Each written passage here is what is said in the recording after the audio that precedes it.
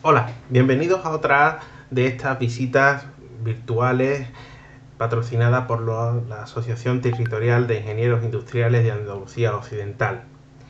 La técnica es algo inherente al ser humano y desde que el hombre es hombre se ha puesto en práctica. Por otra parte, pocas veces la historia nos ha explicado la participación de aquellas personas que se dedicaban a hacer más fáciles los procesos necesarios para la actividad humana y su desarrollo. Como sabemos, el hombre utiliza su intelecto, su ingenio, para ayudarse en su tarea. De hecho, somos los únicos animales que, en lugar de adaptarnos al medio natural, tratamos de adaptar este mismo medio natural a nuestras propias necesidades.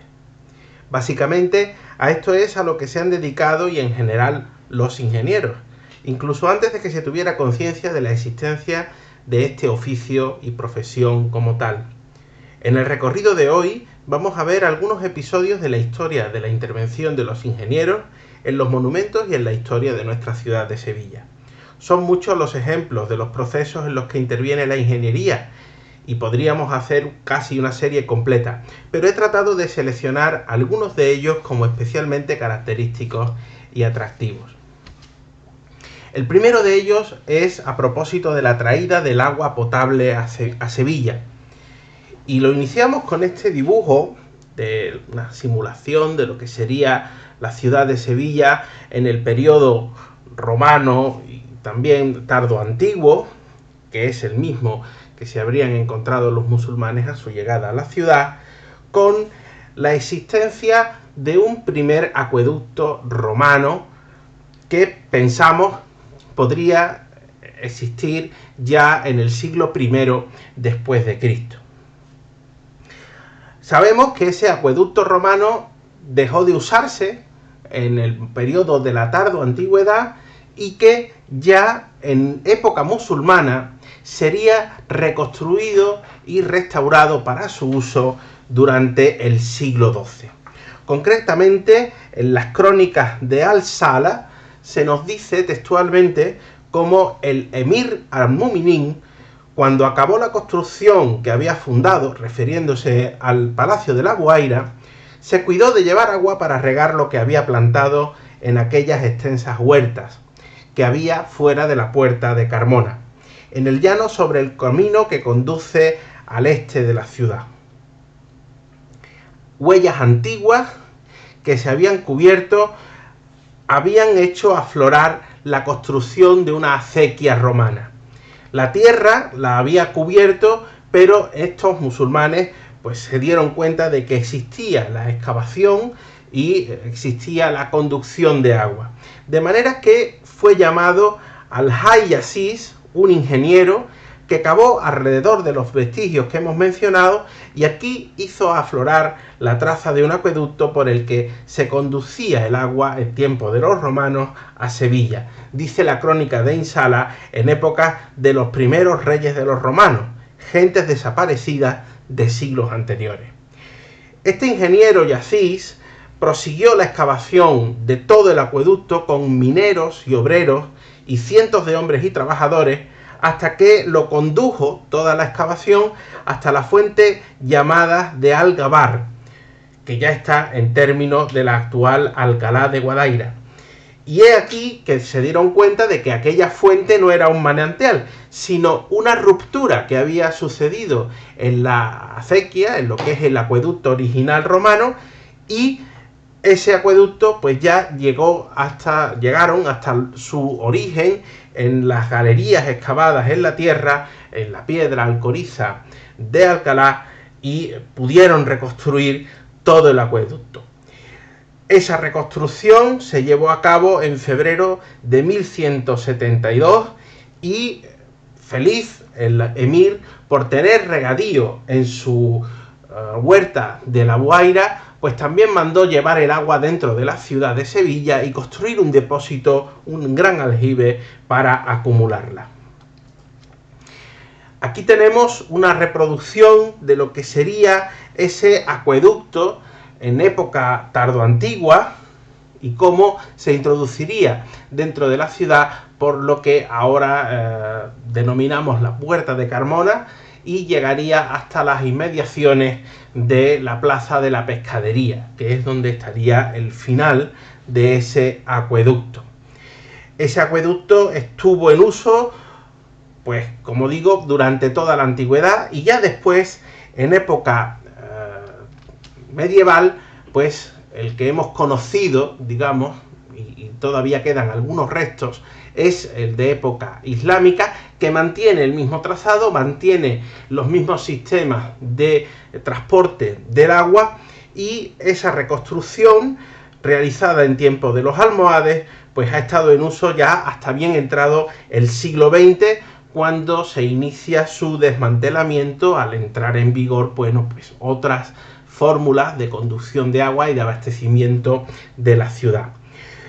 Prueba de este uso continuado del acueducto, en este caso islámico, son muchos testimonios escritos, gráficos e incluso fotográficos, que no vienen sino a demostrar que se trata de una obra sólida y que aporta también una evidencia sobre el dominio, en este caso de la ingeniería hidráulica, por parte de los romanos y también de los musulmanes almohades.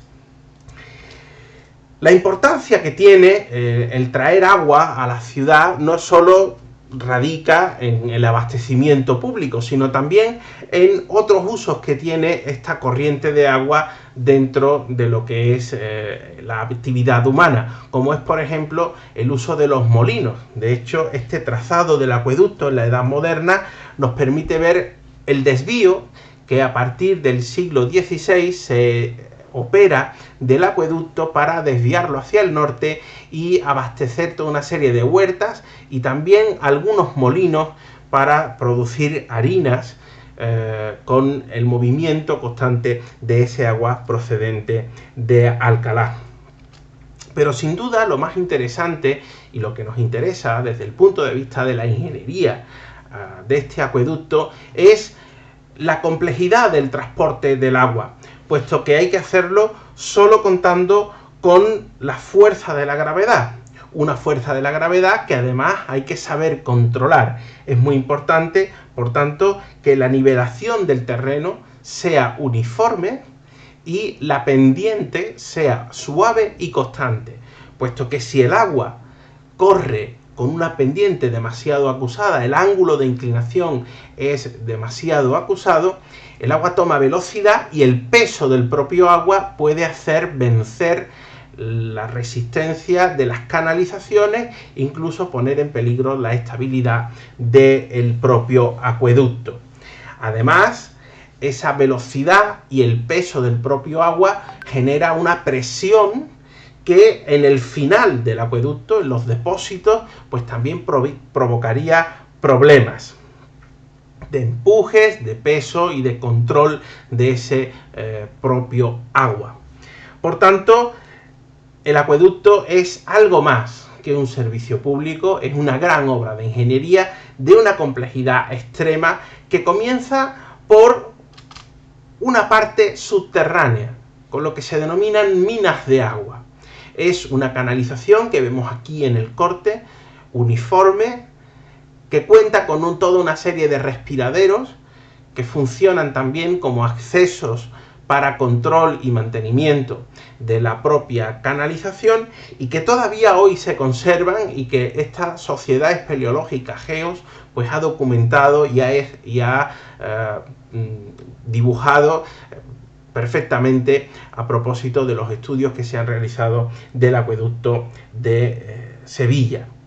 Esta primera parte del trazado se ha mantenido además en uso hasta las últimas décadas en asombroso buen estado de conservación. Aquí podemos ver parte de esas galerías en el territorio de Alcalá de Guadaira, por donde todavía fluye el agua procedente de ese gran digamos, depósito natural que es el Alcor. La piedra alcoriza es una piedra muy porosa que acumula el agua de lluvia, la filtra y pues como si fuera una esponja es capaz también a través de estas minas de canalizarse para abastecer a una ciudad como Sevilla. Se pueden apreciar además en estas galerías las marcas de nivel del agua que a lo largo de siglos pues han ido dejando en esa canalización todavía subterránea. En este plano podemos ver cómo después de esa primera parte subterránea, en el territorio aproximadamente de Torreblanca, el acueducto aflora a superficie, puesto que el declive del terreno hace necesario que la inclinación constante que tiene que tener la canalización pues se eleve sobre el nivel del suelo, y ahí comienza pues lo que nosotros comúnmente visualmente hemos identificado siempre como un acueducto, que se adentra en el trazado urbano y que ha permanecido pues hasta fechas bastante recientes en una integridad grande. Hoy nos quedan algunos fragmentos, pocos fragmentos, pero muy significativos de ese trazado. También vemos en esta planimetría ese desvío hacia el norte, hacia los molinos y las huertas, que también eran abastecidas por este acueducto, y también, lo ven ahí en verde, el desvío que se opera en el siglo XII, en el momento de la recuperación del acueducto romano, para regar las huertas del rey en el entorno del Palacio de la Guaira. Y también vemos pues el paso del acueducto para salvar la depresión del arroyo Tagarete, que es una de las partes más complejas de todo el trazado. El final del acueducto romano sería ese depósito de la Plaza de la Pescadería, ese gran aljibe que ya hemos comentado en otra de nuestras visitas virtuales y que ha sido recuperado pues recientemente a partir de 2006 en las obras de remodelación urbanística de este sector, y que nos muestran una de las 3 naves de este gigantesco depósito. Un depósito que no solo era un lugar de acumulación, sino que también era un lugar que los romanos llamaban el Castellum Aquae, que permitía 3 cosas fundamentales. La primera, remansar el agua de esa corriente constante que traía el acueducto. Segundo,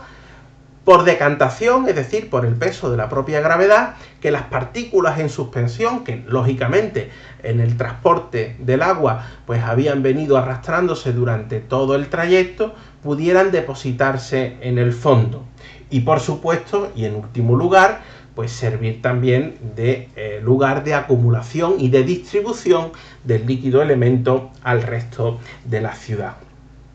No sabemos, no se ha podido identificar si las fuentes islámicas que se refieren a ese gran depósito en la calle mayor de la ciudad de Ifilía, que mandó construir Al-Mu'minin, coincide con este aljibe o es otro que está esperando a ser descubierto. Lo que sí se conserva del acueducto islámico, que recupera, digamos, el trazado romano, son los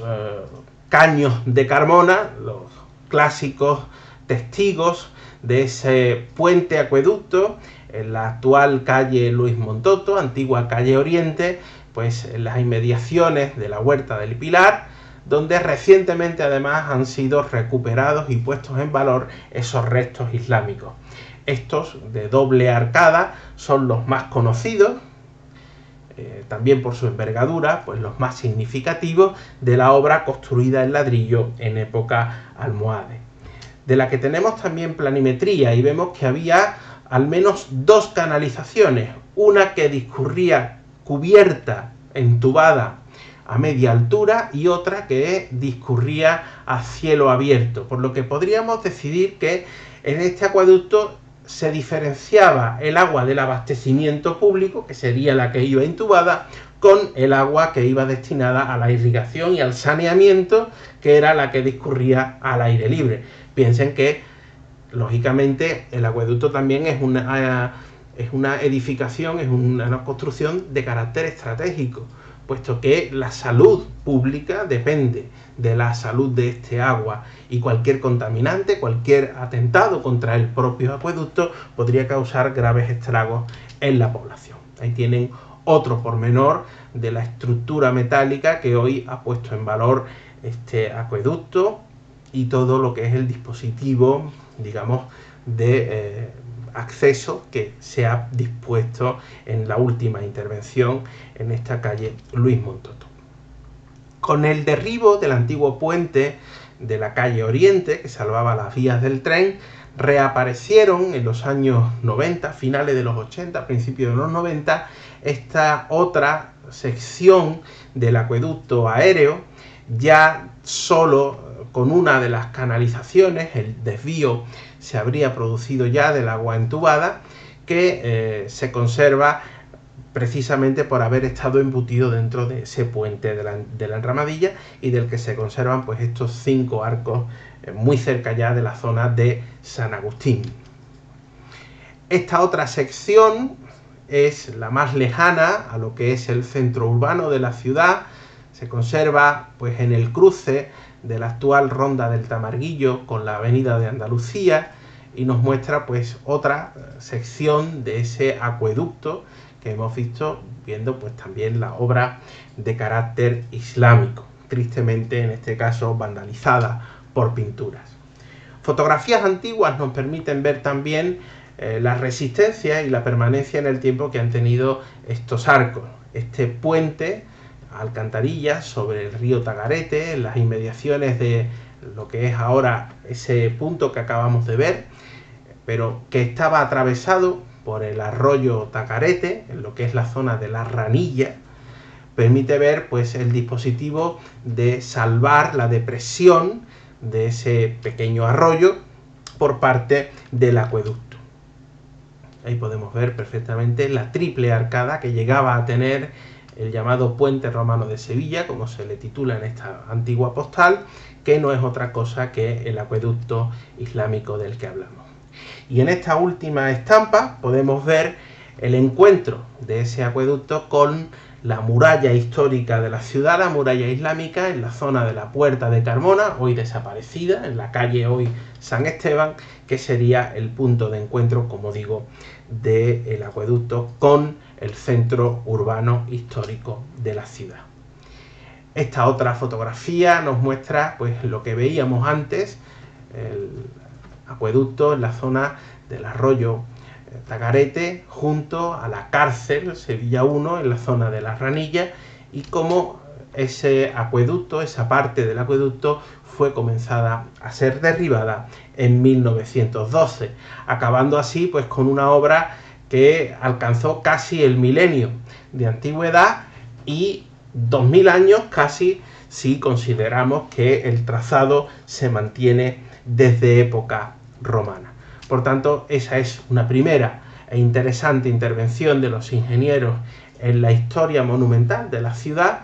que cerramos con esta visión muy curiosa de parte de lo que es la muralla de la calle Agua, que precisamente tiene ese nombre porque por aquí se conducían, y está perfectamente a la vista, el agua con que se abastecía al Alcázar de Sevilla. Y vemos esa canalización entubada dentro de lo que es la muralla, descubierta pues con motivo de unas obras de restauración. Se trata de una tubería realizada en cerámica, en secciones de barro cocido, que tenían que tener pues no solo la estanqueidad propia para no, producir demasiadas pérdidas en el líquido que se transportaba, sino también los cálculos necesarios para la presión y el caudal que se iba a conducir por esa canalización, que como digo, es importante volverlo a señalar, solo se podía trasladar el agua con el peso de la gravedad. No existían estaciones de bombeo, no existían, motores que permitiesen impulsar el agua para su transporte. Una segunda parada en nuestra visita la supone pues el edificio de la Catedral Gótica. Sin duda es el edificio monumental más importante de toda la ciudad, y por muchas razones, entre las que están sus espectaculares dimensiones, la hacen ser la mayor catedral gótica del mundo por su propia naturaleza y características. Y aunque es común que en toda Europa, el occidente cristiano, las catedrales sean de piedra, el hecho de que esta inmensa mole también lo sea en la ciudad de Sevilla es especialmente significativo. Sabemos que la arquitectura medieval, como la romana, ya se sirvió de la ingeniería y de los ingenieros para facilitar los complejos procesos constructivos. La palanca, por ejemplo, en todas sus posibilidades, y la polea en todas sus combinaciones, fueron elementos conocidos y primarios ya en la antigüedad. Vitruvio nos habla de ellos en sus 10 libros de arquitectura, y serán las máquinas más usuales en estos procesos durante todo ese mundo antiguo y también durante la edad medieval. De ese trabajo y de esa presencia de las máquinas y de los ingenios en la arquitectura nos dan cuenta estas miniaturas que sirven de perfecto testimonio a lo que estamos hablando, especialmente la que ven ustedes a la derecha, que procede de las cantigas de Santa María, ordenadas redactar por Alfonso X el Sabio, y donde vemos pues a los canteros construyendo las arquerías y las bóvedas góticas con la ayuda de poleas, cabestrantes y grúas con las que poder elevar y colocar en su sitio los diferentes sillares. Con frecuencia estas ilustraciones nos llaman la atención a propósito de los procesos constructivos que se llevaban a cabo en la erección de las grandes catedrales, y podemos rastrear a través de ellos, gracias a ellos, pues esas máquinas y esos procesos en los que la ingeniería intervenía de manera decisiva. Con respecto al material constructivo, la piedra, que es absoluta protagonista en la construcción de las catedrales, y para el caso de Sevilla, pues la piedra va a causar pues un grave problema. Primero porque las canteras no están cerca de la ciudad, y eso hacía necesario pues la puesta en marcha de toda una serie de medios importantes para poder traer la piedra a la ciudad. Por la propia morfología de la geología de nuestro territorio, pues el estuario, lo que es el curso bajo del Valle del Guadalquivir, no tiene yacimientos de piedra, y las canteras están casi a 100 kilómetros. Por eso la mayoría de las construcciones importantes hasta la catedral gótica no se habían realizado en piedra. Las murallas de la ciudad eran de tapial, las mezquitas de la Isbililla islámica fueron de ladrillo, o en su caso, y como hemos visto en otro de los documentales, pues se habían utilizado las piedras de acarreo de antiguas construcciones de épocas romanas, puesto que los romanos sí se habían dado bastante empeño en traer piedra a la ciudad. Pero como digo, ni las murallas ni los edificios importantes de época islámica eran de piedra, sino que eran de ladrillo y de tapial. Solo algunas murallas y con materiales de acarreo lo fueron. Aquí tenéis precisamente la configuración geológica de nuestro territorio, y vemos como toda la cuenca del Guadalquivir pues son zonas de sedimentación donde no existe la piedra, y mucho menos piedra apta para la construcción, puesto que no todas las piedras son aptas para poder ser empleadas en arquitectura. Concretamente, las canteras más cercanas a la ciudad de Sevilla están en la Sierra de San Cristóbal, en las elevaciones de la Sierra de San Cristóbal, entre la ciudad de Jerez y el puerto de Santa María. También las canteras de Morón de la Frontera, al este, y también se utilizaron en diversos momentos la piedra alcoriza de la Cueva de la Partida y de otras canteras situadas entre Alcalá de Guadaira y Carmona para algunas construcciones. Pero no siempre esa piedra era, como digo, apta para todo tipo de construcciones, puesto que esa piedra alcoriza no tiene la consistencia ni la resistencia necesaria para soportar enormes pesos, enormes cargas, como las que efectivamente soporta un pilar o un muro o una bóveda en una catedral gótica. Los estudios nos han demostrado que la mayor parte de la piedra con la que se construyó nuestra catedral de Sevilla procede de ese cerro de San Cristóbal, y aparte de las complejidades propias de construir una mole como la catedral, que ya lleva digamos pues aparejado toda una serie de procesos y de complejidades problemáticas, se añade aquí el problema logístico de la saca y el transporte de miles de sillares de muchos metros cúbicos de piedra y trasladarlos hasta Sevilla. ¿Cómo lo lograron? cómo sacaron estas piedras de estas canteras que hoy se pueden visitar y que parecen pues como catedrales horadadas en la piedra y que están en ese enclave entre Jerez y el puerto de Santa María, y cómo las trajeron hasta Sevilla. Pues lo lógico es pensar que se trajeron en carretas. De hecho, en las cuentas de la catedral se anotan muchísimos pagos por las carretadas de piedra con las que se traía material a la catedral. Pero piensen ustedes en un recorrido de casi 100 kilómetros, un recorrido que no siempre es llano del todo, en el que tendrían que trasladarse pues estos grandes sillares. No corresponde la fotografía, lógicamente, con la época de la construcción de la catedral, pero podemos hacernos cuenta de cómo se trasladaban esas grandes cargas de piedra de varias toneladas de peso, pues con tiros de muchos animales a través de diversos caminos, no siempre bien acondicionados. Esa lógica del transporte terrestre fue siempre una posibilidad, aunque el volumen de la piedra transportada pronto obligó a desarrollar otras estrategias de solución. Precisamente la cercanía de las canteras del Cerro de San Cristóbal con el puerto de Santa María motivó que buena parte de las piedras que sirvieron para construir la Catedral de Sevilla fueran transportadas por agua y en barco desde el río Guadalete por la bahía de Cádiz y remontando el río Guadalquivir hasta el puerto de Sevilla. Incluso se ha planteado que las carracas, que es el tipo de barco empleado para ese transporte, un barco que permitía pues, cierta capacidad de carga y de flote, y que además se sabe que esas carracas pues las había costeado el Cabildo, había varios barcos que servían para esto y están perfectamente documentados, pues parece que hay una hipótesis defendida por diferentes arquitectos que muestran la posibilidad de un canal que fuera desde el puerto de Santa María hacia el norte para enlazar con el río Guadalquivir y así tener que evitar el salir a mar abierto y rodear pues todo lo que es la zona de Rota y Chipiona para volver a entrar por la desembocadura del Guadalquivir. En este caso el canal iría desde el río Guadalete antes de llegar a la localidad del puerto de Santa María, casi en línea recta y hacia el norte,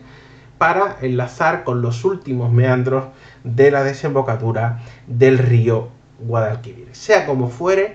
el transporte fluvial era una evidencia más que documentada y de hecho en las vistas más antiguas que se conservan del puerto de Sevilla, aquí vemos algunas ya del siglo XVI, pues siempre aparece junto a la Torre del Oro la gran grúa, el gran ingenio, que es como se denominaba en la época, para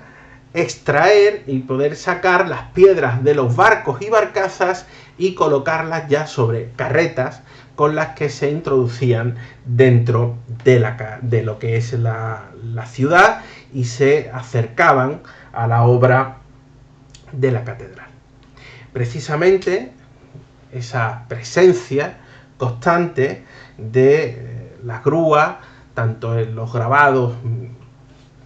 librescos como en esta vista de Sevilla, de Brambila, pues nos marca la importancia que jugaba el papel que jugaba la grúa del Cabildo, encargada, entre otras cuestiones, pues de descargar todos los materiales necesarios y que venían por barco para la obra de la catedral. Esa grúa, colocada junto a la Torre del Oro, como decimos, tenía lo que se llama un motor de sangre, es decir, la grúa era impulsada por una gran rueda engranada en poleas que a su vez era accionada por un ser vivo, que podía ser bien un animal de tiro, un buey, o bien por hombres que se introducían dentro de la rueda y que la hacían girar y por el principio primero de la palanca y después de la polea, pues conseguían elevar grandes cargas y trasladarlas a las correspondientes carretas de transporte para la obra de la catedral. Ahí tenemos una ilustración del puerto y de cómo funciona. Vemos incluso la persona que está dentro de la grúa, accionándola para levantar la carga de los fardos, de los pesos enormes que serían trasladados después a la zona de la obra. Se conoce incluso por documentos el itinerario que se tenía desde el llamado Muelle de los Cantos, se llamó así por el continuado uso que tuvo pues durante los 80 años que duró aproximadamente la construcción de la catedral gótica, hasta la zona del Corral de los Olmos, donde se recepcionaba ese material de piedra y se distribuía para ir colocándose en la obra. Pero la presencia de la ingeniería no solo está en ese habilitar los barcos, las grúas, los transportes y el corte de la propia piedra para la propia construcción, sino también en el diseño y evolución del propio proceso constructivo. Sabemos que la catedral catedral mudéjar, a partir de la mezquita almohade ya cristianizada, fue derribada progresivamente conforme se iba construyendo desde los pies hacia la cabecera la nueva catedral gótica. Eso exigía una planificación de la obra muy importante y también toda una serie de procesos en los que la ingeniería intervenía en el transporte, en el manejo, en la elevación de los materiales y también la propia organización del trabajo de la obra. Conviene recordar, como se indica en las reconstrucciones que vemos realizadas por el arquitecto Francisco Pinto, que esta mezquita, para ser derribada, pues necesitaba también una planificación de la evacuación de los materiales y también el acceso de los nuevos materiales constructivos, así como el apuntalamiento y el correcto apeo de las cargas y de los esfuerzos de la nueva obra, que no estaba completamente terminada y que tenía pues cierta inestabilidad por esa magnitud. También los cálculos en los andamios, en las cimbras necesarias para una edificación que tiene bóvedas a más de 30 metros de altura, pues son fundamentales y en ellos intervienen también los cálculos de ingeniería. Aquí vemos una recreación de una de las grúas, como la que hemos visto antes, con motor de sangre, y en la que también podemos ver que está preparada para el izado de sillares mediante el sistema de pinza que se acciona precisamente por gravedad. De hecho, las muescas de esos izados pueden verse aún en algunos de los sillares que forman parte de los muros exteriores de la catedral, aunque lógicamente siempre se procuraba que estas muescas quedaran siempre en la cara interna de los sillares para que no se vieran. Una nueva recreación de estas tan maravillosas de Arturo Redondo nos permite imaginar el proceso constructivo, en este caso de la que es fachada occidental de nuestra catedral. Y vemos diferentes tipos de grúas, algunas de ellas colocadas sobre las propias cubiertas, más simples, otras más complejas. Hay una que es solo una palanca, otra que tiene el rodillo, con su tejadillo para cubrir a las personas que estaban elevando los materiales, y otras grúas que incluso estaban elevadas o autoelevadas sobre andamiajes, y que nos permite también imaginar cuál es el trasiego y el proceso y esa intervención de lo que es lo que hoy llamaríamos nosotros los ingenieros, que en este momento pues la profesión de ingeniero no estaba completamente definida. El maestro mayor era el que se encargaba de todas estas cosas, pero evidentemente los conocimientos de ingeniería eran más que necesarios para lograr con éxito todos estos procesos. Unos procesos de ingeniería que no cesaron con el término de la obra gótica, sino que han estado presentes y aún lo están en la propia historia de la catedral. Precisamente parece que un mal cálculo de los apeos y estructuras en unas obras de remodelación de las cubiertas de la catedral fue la causa del colapso de uno de los pilares del crucero, el segundo en caer en la historia de la catedral, en 1888. Hay versiones que indican que hay un temblor de baja intensidad que desencadenó esta caída, este colapso del pilar. En cualquier caso, las fotografías históricas de enorme impacto, nos permiten ver el sistema de apeos y cimbras que se habían instalado de forma previa a la caída y no como consecuencia de, que es lo que se suele entender. Todas esas vigas de madera que están sosteniendo los arcos y las bóvedas son consecuencia de lo que son las obras de reparación que se estaban realizando, y la caída ocurre en medio de ese proceso de reparación y deja, por supuesto, a la vista pues la entraña de la catedral y todo ese apeo. Precisamente en todo esto interviene pues algo de lo que hemos hablado antes. La piedra con la que está construida la catedral pues ha demostrado, aunque se trajo de lejos y costó mucho traerla, pues ha demostrado no ser la mejor, la más apta para la construcción de una gran catedral, puesto que al estar sometido a enormes presiones de la estructura y la propia naturaleza de la piedra, pues siempre han presentado problemas. Un problema que se ha hecho evidente a lo largo de toda la historia de la catedral. Sabemos que el primer pilar que cae del crucero lo hace en 1511, hemos visto las fotografías ahora mismo del segundo en caer, también en el crucero, en 1888, y ya en el siglo XX se conocen diferentes intervenciones para tratar de paliar pues los efectos negativos de la, entre comillas, mala calidad de la piedra con la que está edificada la catedral. Ya en 1911 hay una operación muy ambiciosa de recalzar los pilares que habían perdido parte de la argamasa que unía las piedras, y a finales del siglo XX pues estos problemas vuelven a manifestarse. Estas son fotografías de dos de los pilares que a finales del siglo XX pues presentaban peores problemas de estabilidad, gravísimas grietas, falta de cohesión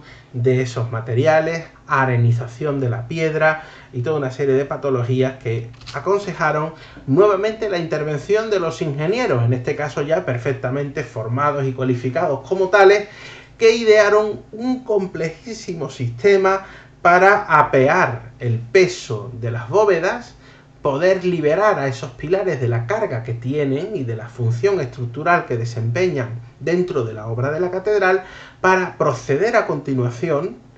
a sustituir piedra a piedra pues todo el pilar. Un proceso que es de los más importantes retos que se han llevado a cabo en la Catedral de Sevilla, puesto que gracias al conocimiento y al ingenio precisamente, y nunca mejor dicho, de los ingenieros, pues se permitió evitar la caída nuevamente de no uno, sino de dos pilares que amenazaban ruina en ese momento. Ahí tienen las estructuras que muchos de ustedes recordarán que durante años abrazaron esos pilares y que mantuvieron la estabilidad de esa zona de la catedral mientras que duraba el proceso de cambio de los sillares. Unos sillares nuevos que se introdujeron con una piedra de similares características a la original, aunque con 10 veces más capacidad de carga. Como testigo de aquellos soportes extraordinarios de hierro y madera que se colocaron, pues queda hoy en el patio de los Naranjos una de las abrazaderas con la silueta del pilar gótico, como testimonio pues de esa intervención de los ingenieros que todavía hoy y en el futuro pues seguirán cuidando y velando por la estabilidad de nuestro mejor monumento. Sin alejarnos de la catedral, otro episodio importante en la historia de la intervención de la ingeniería y los ingenieros en el patrimonio monumental de nuestra ciudad es uno de los elementos más icónicos de toda la ciudad. La escultura que representa la fe victoriosa, pero que es universalmente conocida como la Giralda, puesto que, para quien aún no lo sepa,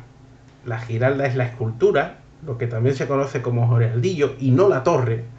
solo que por su importancia y por su fama ha terminado dando nombre a todo el conjunto. La torre se llama oficialmente Torre de Santa María y el Giraldillo o la Giralda es solo la escultura que sirve de veleta. La Giralda, por tanto, es una escultura que tiene casi 4 metros de altura y que está realizada en bronce fundido. Fue realizada en un complejo proceso y por algunas piezas, aunque lo que es la escultura central se hizo de una sola vez, entre 1563 y 1568, año en el que quedó instalada en la cúspide de la torre. Es una escultura que marca la dirección de los vientos por su carácter giratorio y que pesa alrededor de 1500 kilos. La fundición de la obra y la colocación de ella en la cúspide de la obra de la torre, pues fue también un proceso en el que la ingeniería sin duda tuvo una parte muy importante. Esta creación no solo exigió la concurrencia de artistas escultores como Juan Bautista Vázquez el Viejo y Diego de Pesquera, de pintores como Luis de Vargas, a los que se atribuye lo que es el primer boceto, el primer modelo, sino también un personaje que es Bartolomé Morell, artillero, fundidor e ingeniero, quien se hizo cargo de la operación más compleja, que es tanto la fundición como el izado e instalación hasta la cúspide de este remate renacentista diseñado originalmente por Hernán Ruiz II como cúspide de la nueva torre, del nuevo campanario que instaló sobre el alminar almohade del siglo XII. Aparte del proceso de fundición en el que hablaremos inmediatamente a continuación, hay que hablar también del sistema que permite girar a la veleta y que lo haga simplemente con la fuerza del viento, sea leve o sea fuerte, y permanecer estable a todas las oscilaciones. Ahí tienen ustedes, tanto en dibujo como en fotografía, la estructura original del giraldillo que se extrajo en el último proceso de restauración y que tiene pues un eje, un vástago, que llega y se introduce dentro de la torre hasta lo que se conoce como el cuerpo del reloj, es decir, atraviesa como 15 o 20 metros la estructura de lo que es la propia torre y tiene una serie de abrazaderas y de cabestrantes que permiten también por un cojinete el giro de toda la escultura, así como también una estructura interna para la escultura de bronce, para darle la estabilidad ante las tensiones enormes de los vientos que tiene que soportar a casi 100 metros de altura, que es su lugar original. Esta estructura, como ya habrán reconocido, se conserva hoy en el patio interior de la Escuela Superior de Ingeniería de Sevilla, de la Universidad de Sevilla, en el pabellón de la Plaza de América de la Expo del 92, y que fue instalado ahí pues precisamente en homenaje a los ingenieros que participaron en el siglo XVI en la construcción de la Giralda original y a los ingenieros que en el siglo XXI permitieron también la restauración y la elaboración de una nueva estructura con aleaciones metálicas modernas y perfectamente estudiadas, y ahora hablaremos un poco de esa cuestión, para permitir un mejor y un óptimo funcionamiento y conservación de todo el conjunto. Como digo, aparte del proceso complejísimo de fundición, pues el sistema que permite girar a la veleta sobre la torre, los zunchos metálicos, los ejes, los rodamientos, son también obra de ingeniería y precisamente casi la parte más importante y fundamental de toda la pieza, con independencia de la obra artística. Una estructura moderna que se ha elaborado pues durante los años que ha estado el giraldillo original en el Instituto Andaluz del Patrimonio Histórico, siendo restaurado, y en el que se han tenido en cuenta no solo las cargas, los esfuerzos, los pesos y el giro que tiene que tener la propia veleta, instalándose pues toda una serie de procesos y de medidores que permiten saber no solo la velocidad del viento, sino la vibración, la oscilación, todo lo que es a lo que está expuesto el giraldillo a esos 100 metros de altura, sino que también se han tenido en cuenta las aleaciones y las reacciones químicas, eléctricas, que provocan corrosión, puesto que las diferentes aleaciones de metales, cuando están en contacto y no son compatibles, provocan pues un proceso de degradación química, que provoca a su vez pues un deterioro irreversible sobre los materiales metálicos. Por supuesto, el izado en 2006 de la renovada y restaurada escultura, de la que por supuesto hubo su debate de si sobre colocarla o no sobre la cúspide de la torre después de haberla restaurado, se llevó a cabo con grúas, pero ya no con las grúas originales, con las que probablemente, y más que seguro, pues sería colocada originalmente. Fue izada también en el 16 de forma exterior, pero ya aquí en el siglo XXI pues es una grúa de las modernas, como la que están viendo ustedes en la pantalla, que realmente fue la que logró el izado de la escultura a su lugar original. Con respecto a la fundición, se trata de un proceso no menos complejo. Es el proceso por el que sabemos que se fundió en el actual barrio de San Vicente, donde tenía su fundición la familia Morel. Bartolomé Morel era la segunda generación de fundidores de su familia. Hacían cañones, hacían campanas y hacían esculturas. De Morel son, por ejemplo, las esculturas de Mercurio de la plaza de San Francisco, la original, y la fuente también de Mercurio del Alcázar de Sevilla, pero también son de Morel algunas de las campanas de la propia Giralda y también muchos cañones que sirvieron en las armadas españolas al servicio de Felipe II. No tenemos imágenes de ese proceso de fundición, ni siquiera representaciones simbólicas de lo que pudo ser, pero sí sabemos que esa fundición tuvo que hacerse con el molde semienterrado, al menos parcialmente, por el volumen de la escultura y por la necesidad de consistencia para los moldes. También fue compleja de conseguir la temperatura y la aleación para lograr pues, una escultura lo suficientemente estable y que no se corroyera demasiado en el bronce. Los análisis químicos que se han realizado sobre la escultura modernamente devienen que la utilización de estaño fue muy escasa, es muy rica en cobre y también muy rica en plomo, lo que aumenta por un lado la estabilidad, pero también aumenta, como no puede ser de otra manera tratándose del plomo, el peso de la obra. Por resumir un poco lo que es el proceso de fundición de una escultura de gran volumen, por la técnica de la cera perdida, que es la que se empleó para la realización de la Giralda, podemos ver aquí en este esquema cómo se parte de un primer modelo en barro, probablemente a escala 1:1.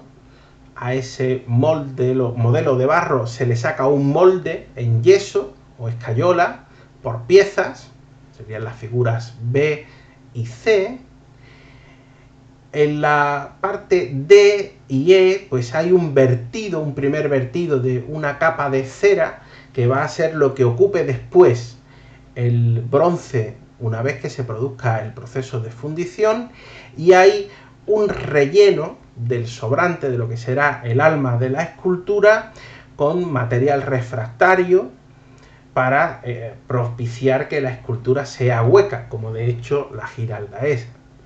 Permite un ahorro tremendo de material el hacerla hueca y también un ahorro de peso más que considerable. Una vez obtenido ese modelo en cera relleno de ese material refractario, se compacta y se procede al vertido de la colada de bronce. El bronce, por su temperatura, derrite la cera, que es evacuada del molde y ocupa ese lugar que hasta ese momento había tenido la cera, dando forma definitivamente y de forma plástica a la escultura definitiva. una escultura definitiva que luce con este esplendor en la cúspide de la Giralda y que sabemos que ha sido objeto de mantenimiento a lo largo de los siglos. Se pueden ver pues, las costuras, las soldaduras, los redoblones, los efectos de la corrosión, pero también se puede apreciar la enorme belleza del resultado de la intervención, pues una vez más de la ingeniería al servicio de los monumentos de nuestra ciudad. Un episodio más dentro de nuestro recorrido de hoy nos mantiene dentro de la catedral precisamente para asistir a un episodio en el que nuevamente la ingeniería tiene un especial protagonismo. El traslado de la pintura de la Virgen de la Antigua a su actual ubicación en 1578. Será el maestro mayor de aquel momento de la Catedral de Sevilla, Asencio de Maeda, quien se ocupe de trasladar una pintura mural fechada hoy, entendemos que a comienzos del siglo XV, hasta su ubicación en el fondo de la capilla donde hoy recibe culto. Podemos encontrarla, como digo, en un retablo de mármoles, en la capilla que lleva su nombre y que además es una de las más importantes en extensión y volumen del templo, con arreglo a la importancia y devoción de que fue objeto esta pintura medieval. Pero esta ubicación, en la que la vemos aquí, no es su ubicación original. La pintura fue realizada sobre uno de los pilares de la antigua aljama almohade, ya cristianizada, es decir, de la llamada Catedral Mudéjar, en uno de los pilares, digo, más cercanos al nicho del mihrab, la zona más importante, y por tanto guardaba una memoria de cualificación y de jerarquía dentro de lo que es la propia edificación de la catedral, y que sería o habría sido ejecutada en los finales del siglo XIV, comienzos del siglo XV, aunque no está clara del todo la datación de la obra. Este croquis de Alfonso Jiménez nos permite saber la ubicación del pilar original donde estaba pintada, por la parte que da al mihrab, la Virgen de la Antigua en el siglo XV. Esta otra imagen nos traslada a 1510, cuando ya se ha edificado la actual catedral gótica. La capilla de la Antigua ha sido ampliada para albergar con el número 11 el sepulcro de don Diego Cardenal Hurtado y Mendoza, y nos marca la flecha la dirección del traslado de lo que es ese pilar pintado al fondo de la nueva capilla, obra que se va a realizar, proceso que se va a realizar en noviembre de 1578. Y tienen ustedes el factor de una de las ilustraciones, que es la única que nos va a permitir conocer levemente cómo fue el proceso, que es don Luis Salcedo y Ascona, que ordenó la redecoración de esta capilla ya en el siglo XVIII y encargó a Domingo Martínez una serie de pinturas que decoran la capilla hoy y que cuentan la historia legendaria de la Virgen de la Antigua, que habría sido, en consonancia con esa leyenda, pintada por los ángeles. A la derecha ven una fotografía en blanco y negro de una exposición que se realizó con motivo del quinto centenario del descubrimiento de América, y en el que se mostraba un simulacro de cómo estaría ubicado ese pilar que se mantuvo dentro de la catedral gótica durante al menos 70 años, puesto que si la catedral se termina de construir en 1506, 1507, hasta 1578 no se realiza el traslado de la pintura y el pilar completo al fondo de la capilla. Aquí lo vemos junto a la reja de la capilla de la Antigua, por tanto en su ubicación original. Hoy día no queda nada de este pilar, puesto que, como vemos en esta pintura de Domingo Martínez, en noviembre, durante 2 días, en 1578, con ayuda de rodillos, poleas, el muro que contiene la pintura, que había sido previamente cortado a serrucho, fue trasladado por una pasarela perfectamente calculada en sus inclinaciones, en sus andamios, en los pesos que debía tener, y sin que se desmoronase ni un solo terrón del pilar. Piensen ustedes que no es un pilar de piedra, sino que es un pilar de tapial y de ladrillo, y que es una pintura que en el momento del traslado pues ya contaba con al menos 400 años de antigüedad, pues fue trasladada al fondo de la capilla. Una complejidad y un ajuste preciso que exigían pues unos conocimientos de ingeniería muy sólidos por parte de Asencio de Maeda, y que tuvo en vilo pues a todo el clero de la Catedral de Sevilla durante los días que duró la operación, puesto que la pintura de la Virgen de la Antigua no solo era considerada muy milagrosa, sino que era una de las imágenes más devotas de las que se encuentran en la catedral. De hecho, la difusión de copias que ha tenido la Virgen de la Antigua, no solo en la propia ciudad de Sevilla y su arzobispado, sino también en América, hablan y dan buena cuenta de esa importancia y repercusión. Y para finalizar nuestro recorrido de hoy, pues volvemos a otro lugar que ya hemos visitado en anteriores ocasiones, la Alameda. La Alameda, que está presidida por dos columnas romanas sobre las que se colocan las esculturas de Julio César y Hércules. Conocemos ya sobradamente este enclave, sabemos que su formulación fue a partir de un viejo brazo o parte del cauce del río Guadalquivir, que fue desecado y urbanizado a finales del siglo XVI. Sabemos que su promotor fue Francisco de Zapata, el conde de Barajas, y que era en ese momento el asistente de la ciudad, lo que equivale al cargo de alcalde. También sabemos que conforme a la cultura de ese momento, los años 70 del siglo XVI, concretamente 1574, se quiso dotar a este espacio de una monumentalidad y una significación, incorporando elementos clásicos, como son dos columnas romanas y las esculturas del héroe Julio César y del héroe, el héroe tebano Hércules. Incluso sabemos que estas columnas pues proceden de el yacimiento, podríamos llamarlo así, arqueológico de la calle Mármoles. Por similitud, por coincidencia, sabemos que son estas parte de estas columnas las que fueron llevadas a la Alameda, que hoy consideramos de época imperial y que corresponden, al menos en la calle Mármoles, a esa estructura monumental que todavía mantiene otros 3 fustes en su sitio.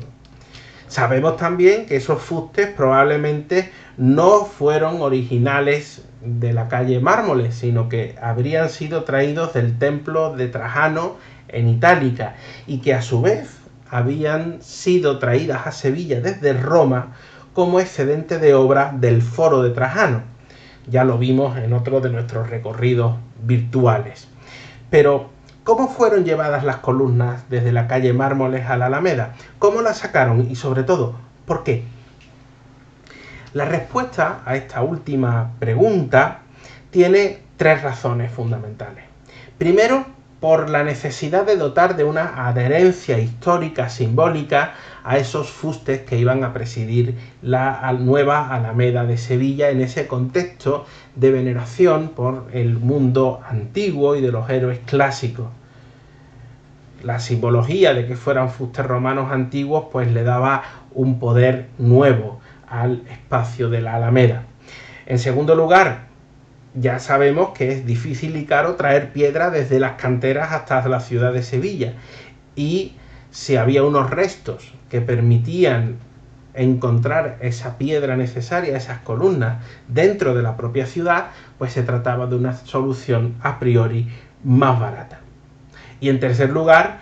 la dificultad que entraña sacar esos gigantescos fustes de más de 7 metros de alto, casi 8 metros, de la propia cantera y trasladarlos de una sola pieza desde la cantera hasta la ciudad, como vemos en esta fotografía de uno de los obeliscos dedicados a Mussolini en el Foro Itálico de Roma, tirado por 100 bueyes nada menos, por medio de Italia, pues nos hacen pensar que los ingenieros y arquitectos del siglo XVI, concretamente fue nuevamente Bartolomé Morell, el encargado de todo el proceso de ingeniería para el traslado de las columnas de la calle Mármoles a la Alameda, pues hicieran desistir a los promotores de la obra en contar con fustes nuevos, sino que serían reutilizados los romanos de la calle Mármoles. En este caso, la intervención de ingeniería no solo se limitaría a las operaciones de izado, extracción y colocación de los fustes sobre los pedestales definitivos en la Alameda, sino que esta operación, que como digo estaba dirigida por Bartolomé Morell, a quien ya hemos visto a cargo de la fundición de la Giralda, pues también tendría que calcular el trazado urbano por el que tendrían que discurrir los enormes tiros de animales que tendrían que trasladar precisamente esos fustes. Se conocen estudios de cómo fueron trasladados por el interior de Roma los fustes originales del Foro de Trajano, que precisamente son de los que estamos hablando si coincidimos en que las columnas de la calle Mármoles proceden de ese desecho de obra. Había que calcular los giros, los ángulos y la longitud de esos tiros de bueyes y de las carretas para poder trasladarlos a lo largo del complejo viario urbano de la ciudad medieval de Sevilla, que es la que imperaba todavía en el siglo XVI. Por tanto, esos fustes que tenían que llevarse en horizontal hacían muy compleja la maniobra de traslado. Una vez en el lugar elegido, pues, y con estas ilustraciones de elevación de columnas y del transporte y de cómo había que proceder con ese transporte para evitar que se quebrasen los larguísimos fustes, pues nos podemos imaginar la operación de izado, de erección de las columnas en el nuevo espacio, el nuevo foro, podríamos llamarlo así, que se había creado en la Alameda. Y finalmente, y para terminar nuestra visita, pues una propuesta de itinerario desde la calle Mármoles, buscando pues el itinerario menos tortuoso posible y con las calles más anchas, haciéndolo coincidir con el plano de Olavide, que aunque es del siglo XVIII, nos permite una cierta fidelidad por invariabilidad del trazado urbano del siglo XVI, 200 años más tarde. Aunque, lógicamente, pues tendrían que ser los documentos los que nos atestiguasen cuál fue el itinerario definitivo, pues esta es una propuesta del casi 1,5 kilómetros que hubo que recorrer con las columnas desde la calle Mármoles hasta la Alameda. Hasta aquí nuestra visita de hoy. Espero que hayan disfrutado con esta intervención de los ingenieros en la historia monumental de Sevilla y les emplazo pues a nuevas entregas de estas visitas virtuales.